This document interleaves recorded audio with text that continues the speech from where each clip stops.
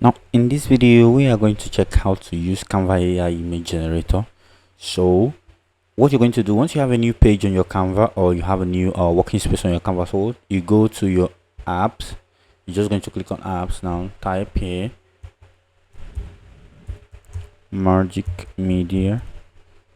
So you just click on enter and see what it brings out. So when it's out, you just click on the first stuff you see here. So if you have anything in mind, just feel free to give exact prompts to Canva.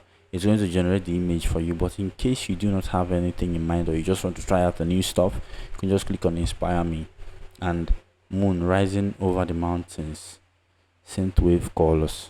Okay, so now you're just going to click on generate image. This is supposed to take less than few seconds to run this up. Given that I'm using the free version, I'm not just subscribed to any of it.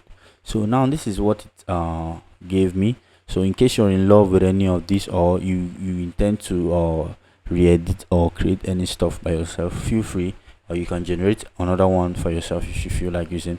So but now I kinda am in love with this one, so now I will choose this and use it for anything I want to use it for. So here is how to do it. Thank you. Please subscribe to my channel, subscribe to my YouTube channel for more content like this.